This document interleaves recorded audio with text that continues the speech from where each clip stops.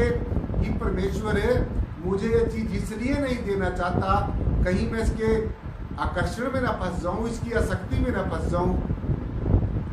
और इसके लिए भी परमेश्वर का शुक्रिया अदा करना चाहिए, क्योंकि कई बार ये जीव ऐसी चीजें मांग लेता है जिनकी कोई इसके जीवन में ज्यादा आवश्यकता नहीं है, और वो फना होने वाली चीजें हैं, समाप्त होने वाली चीजें हैं।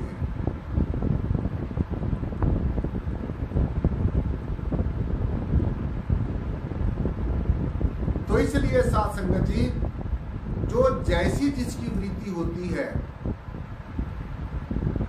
संसारिक जो जीव है, जो अभी इंद्रियों के घाट पर ही गोते खा रहा है, जो अभी संसार के आकर्षण में फंसा हुआ है, आसक्ति में फंसा हुआ है, यश मान और कीर्ति के जाल में फंसा हुआ है,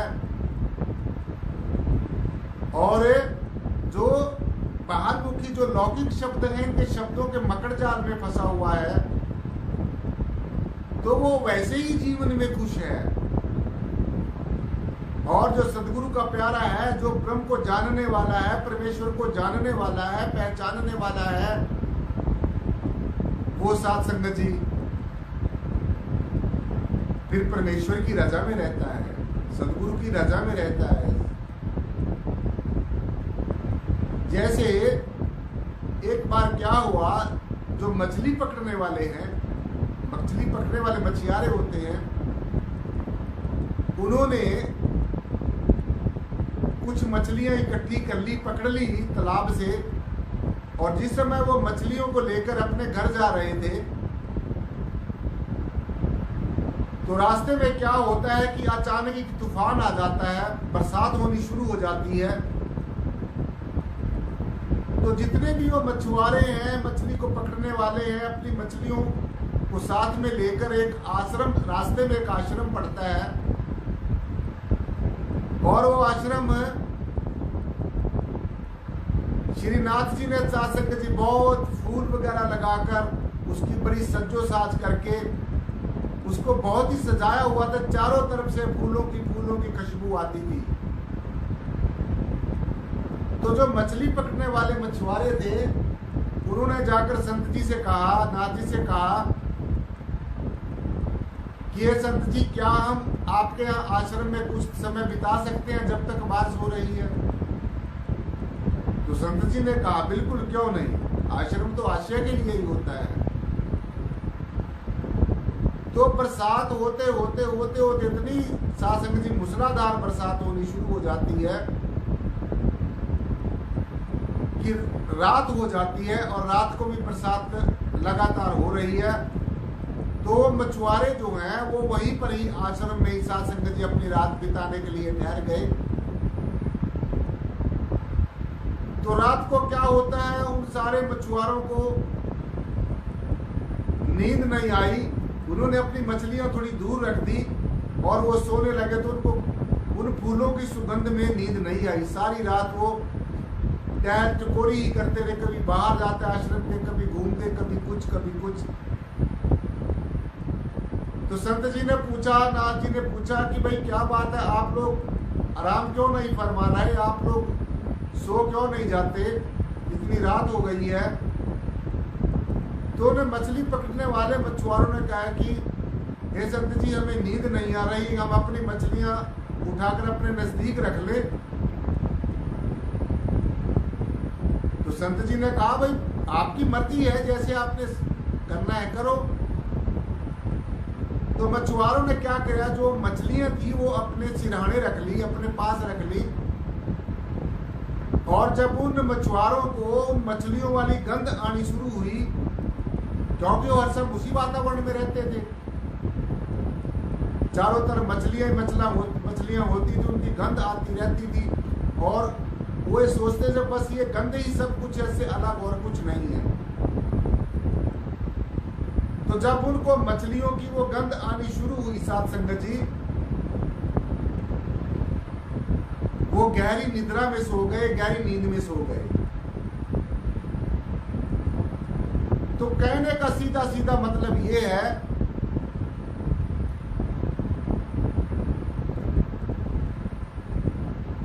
कि जो मछुआरे थे, जो जैसे से वातावरण में रहते थे, उसी वातावरण, वही वातावरण उनको अच्छा लगता था। तो ठीक इसी प्रकार से जो सदगुरु का प्यारा है, जो सदगुरु के साथ प्रेम करने वाला है, साधना आराधना करने वाला है, खुदा की इबादत करने वाला है,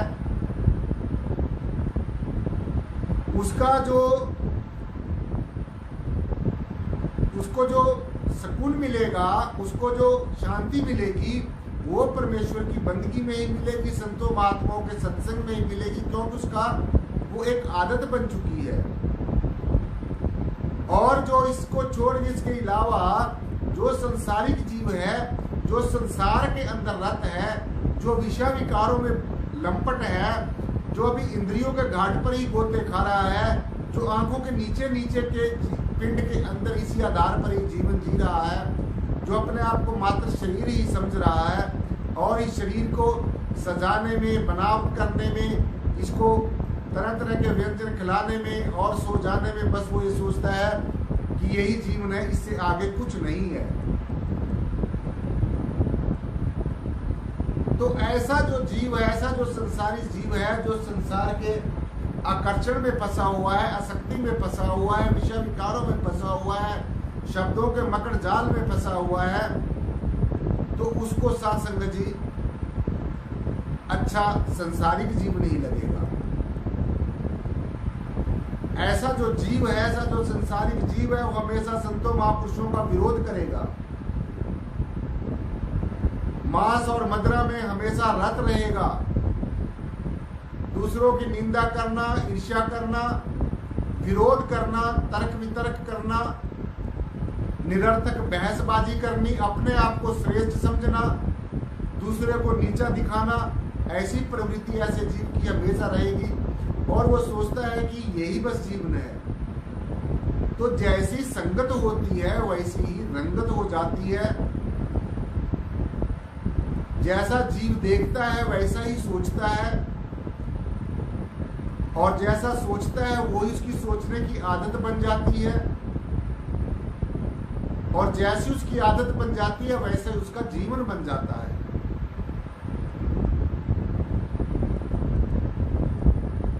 तो इसलिए साध संगत जी इन बातों को समझना बहुत ज्यादा जरूरी है। यही एक ब्रह्म ज्ञानी की और अज्ञानी की पहचान होती है। एक बार क्या होता है कि एक राही रास्ता भटक के जंगल में चला गया और घने जंगल में चला गया। घने जंगल में रास्ता भटक गया और वो थक भी गया। अब वो सोचने लगा कि कुछ ना कुछ यहाँ पर जंगल में विश्राम करना चाहिए। तो वो थका हुआ जो राही था, थका हुआ जो बटोही था साध संगत जी,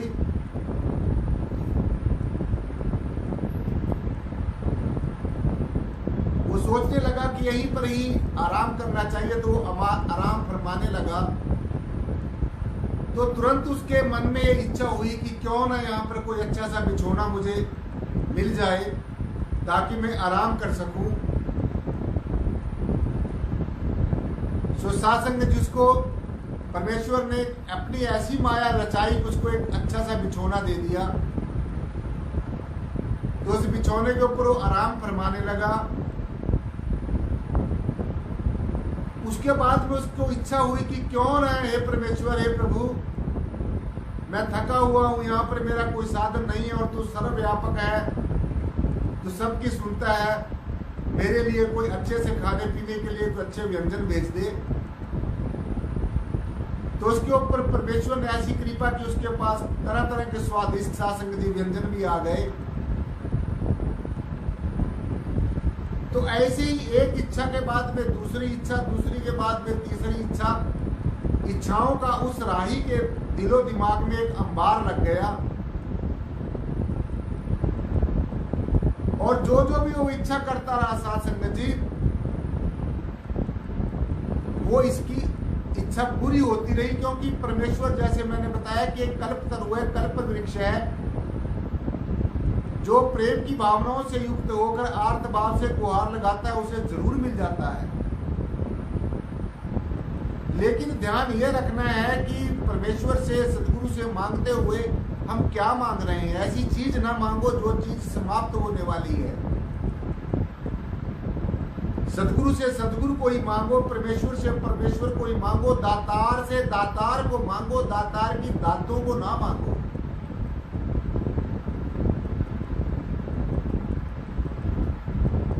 तो अब वो क्या सोचता है साध संगत जी, वो राही सोचता है कि मेरे पास सब कुछ तरह तरह के व्यंजन आ गए, सारे साधन परमेश्वर ने मुझे दे दिए। तो उसने सोचा कि ये जंगल है, कहीं यहाँ पर कोई शेर ना आ जाए। तो जब उसने ये इच्छा अंदर करी कि यहाँ पर कोई शेर ना आ जाए जंगल में, तो तुरंत एक शेर भी आ जाता है और वो शेर उसको खा जाता है। तो अब वो जब शेर ने उसको पकड़े हुए है, तो वो सोच रहा है साध संगत जी कि अब क्या किया जाए, बचने के लिए कोई उपाय नहीं था। कहने का मतलब कि परमात्मा से जितनी भी उस राही ने चीजें मांगी, वो सारी चीजें वो मांगी जो समाप्त होने वाली थी, और अंत में वो खुद भी समाप्त हो गया। ऐसे ही जो संसारिक जीव है वो संसार की चीजों को ही मांगता रहता है, धन संपदा मांगता रहता है, मकान, मेरा मकान बन जाए, मेरी दुकान चल जाए, मेरे पास संतान हो जाए, मेरा कार व्यवहार चल जाए, मेरा व्यापार चल जाए, सारी दुनिया के सुख मेरी झोली में आ जाए और मुझे करना कुछ ना पड़े। तो ऐसा जो जीव है साध संगत जी, यश मान की कीर्ति भी मान लो उसको मिल गई, उसको धन संपदा भी मिल गई, मकान, दुकान, संतान, सारा कुछ मिल गया, लेकिन अंत में ये सब चीजें जो अब संयोग से आपको मिल गई हैं, ये बहुत बड़े दुख का कारण बन जाती है। और ये बहुत बड़े दुख का कारण बन जाती है साध संगत जी। इसलिए ये जितनी भी संसारिक चीजें जो मांगते हैं जीव, जो परमेश्वर से मांगता है, दुख का कारण बन जाती है। शोक, संताप और अपमान के मिलने से फिर कष्ट होता है। जब इन चीजों को प्राप्त करके इनके जाने का शोक होगा, अपमान होगा, कष्ट होगा, तो इसलिए साध संगत जी ये हमने अच्छी तरीके से भली भांति सोच लेना चाहिए कि जब हम साधना और आराधना करते हैं, जब आप साधना में बैठते हो, शब्द की कमाई करते हो, शब्द धुन को निरंतर ध्यान में बैठकर सुनते हो, अनाद शब्द को सुनते हो, क्योंकि मैंने बार बार ये बात मैं आपको बताता हूं कि शब्द को सुनना, इस शब्द धुन को ध्यान में बैठकर सुनना, यही खुदा की इबादत है, यही सच्ची परमेश्वर की बंदगी है, और यही असली मायने में परमात्मा का भजन करना है।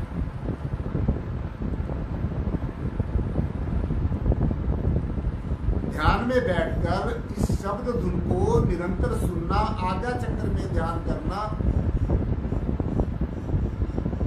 और ये नहीं सोचना है कि मेरा मन नहीं लग रहा है, उच्चाटन हो रहा है। आप मन के पीछे क्यों पड़े हो? इसको बार बार ये क्यों कहते हो कि मन लग रहा है? अरे मन आपका लगे ना लगे बाढ़ में जाए। आपने जो संकल्प कर लिया है, हर रोज जितना भी समय आपने ज्यादा से ज्यादा 2 घंटे बैठना है, 3 घंटे बैठना है, ज्यादा से ज्यादा जितनी भी देर सुनने में बैठना है, शब्द में सुनना है, वो करना ही करना है आपने। मन लगे ना लगे ये सदगुरु आप जाने, आप अपना काम करिए। आप सदगुरु का वचन छोड़कर मन के पीछे लग जाते हो और कहते हो मन नहीं लगता। मन क्यों लगेगा? मन तो वहां लगेगा जहां पर आप सबसे ज्यादा समय बिताते हैं। मन वहां लगेगा जहां पर ये सारा दिन पंचायतें ले लेकर पंचायत करके बैठ जाते हैं और तरह तरह के किसी के बारे में इधर उधर की बातें करने में पंचायतों में सारा समय गुजारते हैं। यहाँ पर मन लगेगा? मन लगेगा तुम्हारा सैर सपाटे करने में, तो जब सारी ज्यादा समय आप दुनिया में इधर उधर घूम फिर कर गुजारते हैं, कितना समय आप अपना आकलन करके देखो, एक दिन कितना समय आप परमेश्वर की बंदगी करते हो। ज्यादातर ये जीव, ये जो संसारिक कार्य व्यवहार है, इन्हीं में अपना समय गुजारता है। चारों तरफ से 2-4 लोग इधर उधर से इकट्ठे हुए, पंचायत लगी और उसमें फिर परमेश्वर के नाम की बात नहीं होगी, क्योंकि अगर वहां पर परमेश्वर के नाम की बात हो तो आपकी शान खराब हो जाएगी। आपने तो अपने आप को जचाना है ना, भी मैं बहुत समझदार हूं, इसलिए ये समझ जाओ अच्छी तरीके से। जितने भी दर्शक मेरी आवाज को सुन रहे हैं, ये बातें थोड़ी कड़वी जरूर लगती है, लेकिन मैं भी मजबूर हूं ये कहने में, क्योंकि कड़वी दवाई खाए बिना कभी भी बुखार नहीं उतरता। जब बुखार होता है तो कड़वी दवाई ही खानी पड़ती है, मीठी चीजें खाने से बुखार नहीं उतरता। तो ठीक इसी प्रकार से जब ये आप ये कहते हो मन नहीं लगता, तो मन क्यों लगेगा? जैसे वातावरण में जीव रहता है, उसकी जो आसक्ति हो जाती है, उसकी जो पकड़ हो जाती है, उसी तरह की हो जाती है।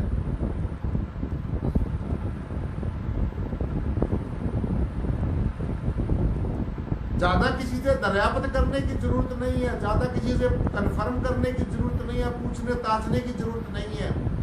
बस जो सदगुरु ने आपको दे दिया, ये ज्ञान दे दिया, परिपूर्ण ब्रह्म का ज्ञान दे दिया, आपने ये होना है। तो अब आप ये अंदाजा लगा लो साध संगत जी कि कितनी मेहनत करने की जरूरत है और कितनी आप मेहनत करते हो। फिर सदगुरु को दोष मत देना। सदगुरु ने आपको हर एक बात बड़ी बारीकी से बतलाई है, और मैं समझता हूं कि जितनी बारीकी से निराकारी जागृति मिशन में बताया जाता है साध संगत जी परमेश्वर का ज्ञान और ध्यान, तो मुश्किल से मिलेगा। सब जगह लूट खसूट मिलेगी, जहां मर्जी चले जाओ।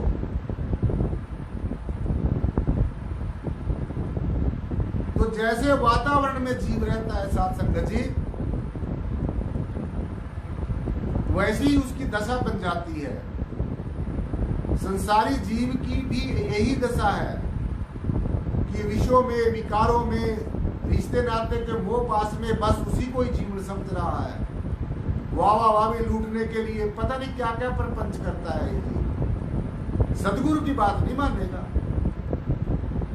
अपने आप का जो मन कह रहा है, बस उसके मन के वशीभूत होकर वैसा ही करेगा। और फिर जब दुखी होता है, फिर सदगुरु को पुकारेगा, परमेश्वर को पुकारेगा। फिर कौन फरियाद सुनता है? तो इसलिए जीव, जो संसारी जीव है, वो तो संसारिकता में ही ठीक समझेगा, और जो निराकारी है, जो परमेश्वर का जानकार है, ज्ञानवान महापुरुष है, वो परमेश्वर की बात सुनने में, सत्संग सुनने में, सुमरन करने में, भजन करने में, और भी कोई ना कोई सत्कर्म करने में कोई शासन जीव अच्छा समझता है। मैं आपको एक छोटा सा उदाहरण दूं। जब बरसात होती है, पानी की बरसात जब पहाड़ों के ऊपर पड़ती है और वो नीचे फिर नदी में आ जाता है, पानी पहाड़ों से चलकर नदी में पानी आ जाता है। अब जो नदी है वो समुद्र की तरफ चलना शुरू कर देती है। तो नदी के पास कोई नक्शा नहीं होता बनाया हुआ, अभी समुद्र है, इस दिशा में पड़ेगा, इतनी दूरी पे पड़ेगा। नदी के पास कोई नक्शा नहीं होता, नदी को समुद्र का पता नहीं होता कहां पर है, लेकिन वो बहती चली जाती है इस इच्छा के साथ, इस तीव्र इच्छा के साथ कि मैंने समुद्र में मिलना है।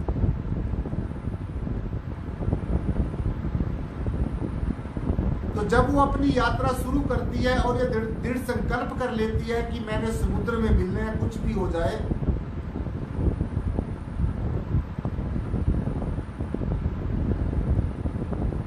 और अपने प्रयास से वो समुद्र की तरफ बढ़ती चली जाती है, तो उसका जो दृढ़ संकल्प है, उसका जो पक्का इरादा है समुद्र के साथ मिलने का, बस वो बहती चली जाती है, बहती चली जाती है। और एक समय ऐसा आता है साध संगत जी एक समय ऐसा आता है कि जो नदी की इच्छा होती है समुद्र में मिलने की, वो उसकी एक दिन ना एक दिन जरूर पूरी हो जाती है। और फिर वो जो नदी होती है, जब तक तो वो अलग बहती है तब तक तो उसको नदी कहा जाता है। और जब वह नदी साध संगत जी समुद्र में मिल जाती है तो तब फिर वो समुद्र का रूप हो जाती है, समुद्र बन जाती है। अपने नदी वाले अस्तित्व को, अपने नदी वाले नाम को वो मिटाकर समुद्र के अंदर समा जाती है और समुद्र का रूप हो जाती है। फिर उसका नदी वाला जो नाम है वो समाप्त हो जाता है। जो लिमिटेड नाम है, जो नदी वाला नाम है, वो समाप्त हो जाता है। और फिर वो साध संगत जी असीम जो सागर है, जो ये परब्रह्म निर्गुण निराकार सर्वाधार विश्वाधार परम तत्व है, ऐसे ही ये जो बूंद रूपी आत्मा है जिसको मुद्दतें हो गई हैं परमेश्वर से बिछड़े हुए, अगर ये सतगुरु भगवान का आदेश उपदेश की पालना करेगी, उनकी बात को मानेगी, ये मानना है, आपने मानना है, कोई माने ना माने, लेकिन जितने भी मेरी क्लास में आप लोग सुन रहे हैं, आज से ही कमाई कर दो, आज से ही शुरू कर दो। इसके लिए कोई वकील नहीं, कोई दलील नहीं है, कोई बहाना नहीं है। ये पेपर तो भाई पास करना ही करना है।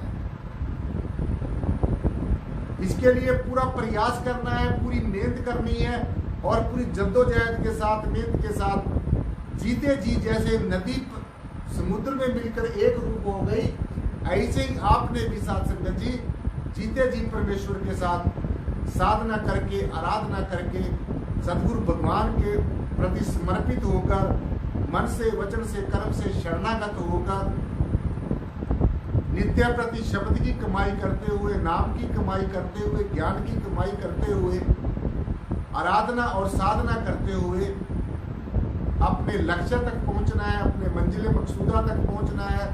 यही हमारे जीवन की साध संगत जी सबसे पहली और सबसे अंतिम जो उपलब्धि है, तभी ज्ञान लाभ होगा।